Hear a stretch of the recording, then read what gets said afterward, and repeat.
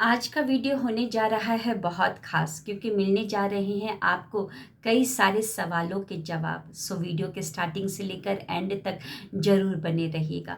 A very good afternoon everybody. मैं शोभा सिंह आप सभी का बहुत बहुत स्वागत करती हूं अपने आज के वीडियो में। कैसे हैं आप लोग? आई होप बहुत ही अच्छे होंगे, लाइफ में बहुत ही मस्त होंगे, अपने आप से खूब सारा प्यार कर रहे होंगे and obviously law of attraction को भी फॉलो कर रहे होंगे। कुछ दिन पहले मैंने एक वीडियो बनाया था कि लॉ ऑफ अट्रैक्शन क्या होता है, ये कैसे काम करता है, क्या ये हमेशा काम करता है, इसके पीछे का क्या साइंस है। तो उसी वीडियो को देखने के बाद अब आने लगी है सवाल, बहुत सारे सवाल पूछे जाने लगे हैं। उन्हीं सवालों में से एक सवाल मैं लेकर आई हूँ कि किसी भी मनचाही चीज़ को अपने जीवन में आकर्षित करने के लिए लॉ ऑफ अट्रैक्शन को कैसे अपने जीवन में लागू करें। यानी कि कोई भी चीज़ को आप आकर्षित करना चाहते हैं तो लॉ ऑफ अट्रैक्शन को अपने जीवन में कैसे लागू करें। तो चलिए इसी विषय पर हम चर्चा करेंगे। तो लॉ ऑफ अट्रैक्शन को लागू करने की क्या ज़रूरत है, वो तो हमेशा ही काम करते रहता है।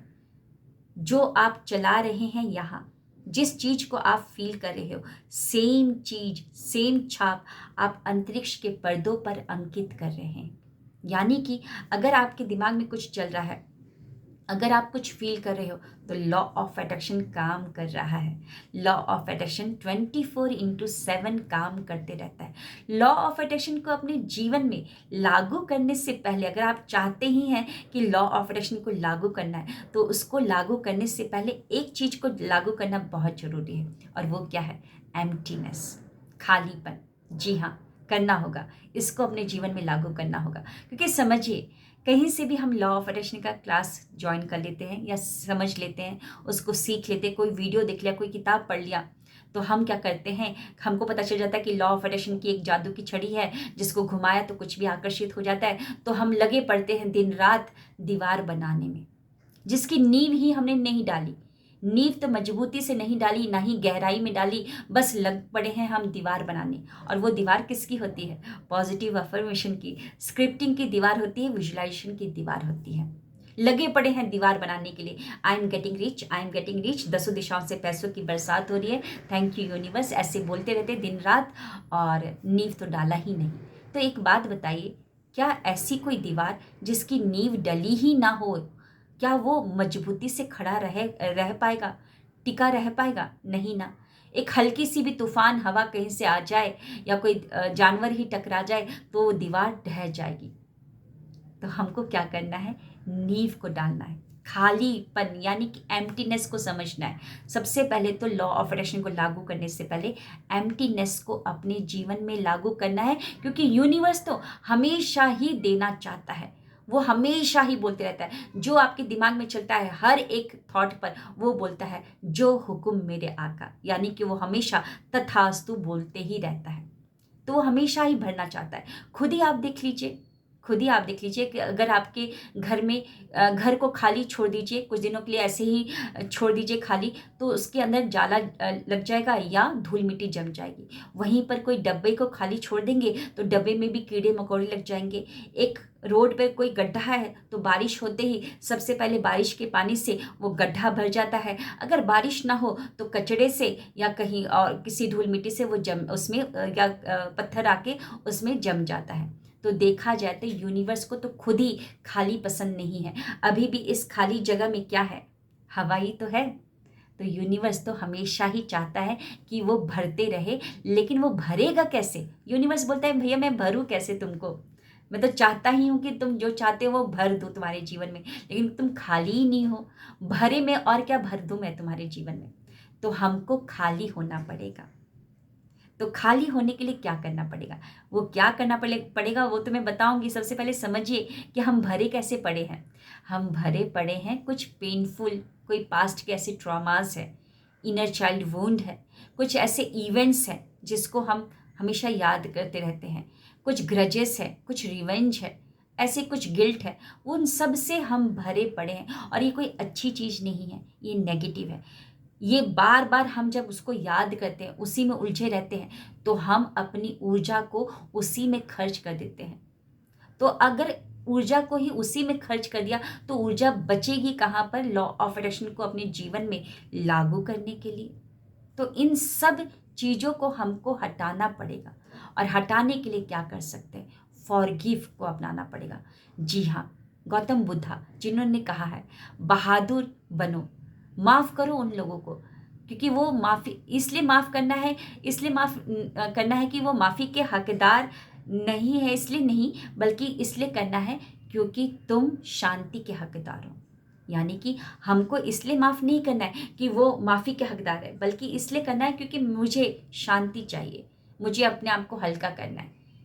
जितना जो एक तितली होती है जो हल्की होती है तभी तो उड़ पाती है ना? तो आपको हल्का होना है, फॉरगिव को अपनाना है। जितना हो सके उन लोगों को, उस इवेंट को, परिस्थिति को समझ कर फॉरगिव करिए। उसमें से जो भी लाइफ लेसन आपको लर्न करना है उसको लर्न करिए और आगे बढ़िए, फॉरगिव कर दीजिए, क्योंकि आप शांति के हकदार हैं।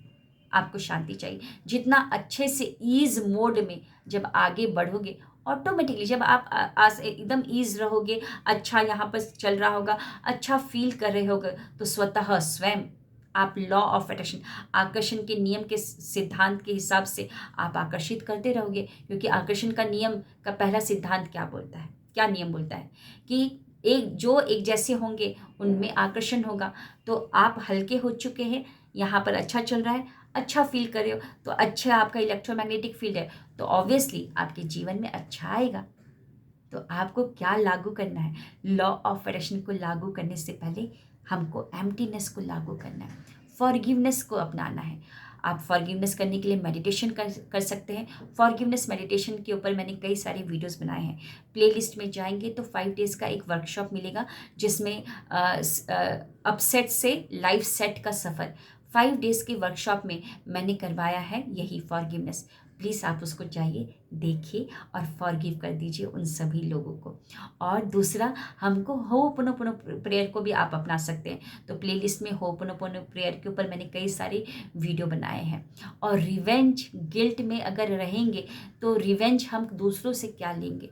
रिवेंज तो पहले ही अपने आप से ले लेते हैं। पैनक्रिया खराब हो जाएगा, रेटिकुलर एक्टिवेटिंग सिस्टम खराब हो जाएगा, पीनियल ग्लैंड खराब हो जाएगा, फिर उसके बाद मेलाटोनिन खराब प्रोड्यूस होगा, पता नहीं क्या क्या हमारी बॉडी में ऑटो इम्यून डिजीज़ हो जाएगा, पता नहीं क्या क्या बीमारी हो जाएगा। तो प्लीज़ उस चीज़ को समझिए, मैंने उसके ऊपर वीडियो बना रखा है। फॉरगिव को अपनाइए। जितना आप फॉरगिव करते जाएंगे, आप बहुत अच्छा फील करते जाएंगे।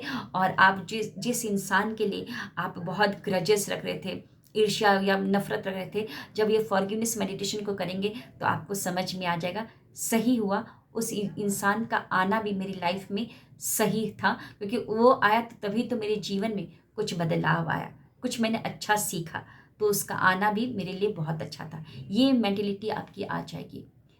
ओके, तो आपको फॉरगिव करना है। किस चीज़ को लागू करना है? लॉ ऑफ अट्रैक्शन के पहले एम्प्टीनेस को लागू करना है। कैसा लगा आज का वीडियो ज़रूर बताइएगा। मैंने पूरी कोशिश की कि आपको समझा दूं मैं कि कैसे एम्प्टीनेस को लागू करना है। और जाने से पहले आप सभी को मैं बता दूं कि कमिंग संडे को, अभी जो संडे आ रहा है, उसमें मैं wealth, health, career, relationship healing webinar लेकर आ रही हूँ। करीबन 2 घंटे का वो सेशन रहेगा। जिसको भी अटेंड करना है बिल्कुल आप अटेंड कर सकते हैं। और 21 डेज माइंड रीप्रोग्रामिंग सेशन में लेकर आ रही हूँ 4 अप्रैल से। फिर आप सोचेंगे कि आप भी 21 डेज़ का कोर्स लेकर आ रहे हो, लेकिन हाँ, बिल्कुल मेरा जो कोर्स है डिफरेंट है। मैं 14 लॉ ऑफ अट्रैक्शन के प्रैक्टिसेस के अलावा आपको 6 क्लासेस फ्री देती हूँ। और वो 6 क्लासेस मामूली नहीं है, बहुत ही अच्छी क्लासेस होती है। उसमें मैं आपको हल्का करवाती हूँ, आपकी हीलिंग, सेल्फ हीलिंग पर मैं ध्यान देती हूँ।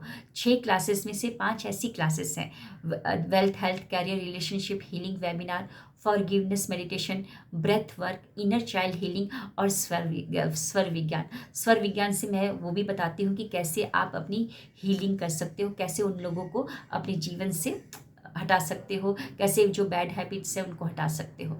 तो जिनको भी रजिस्ट्रेशन करना है वो बिल्कुल कर सकते हैं 21 डेज माइंड रीप्रोग्रामिंग सेशन में। तो मिलते हैं नेक्स्ट वीडियो में। Thank you, wish you wealth.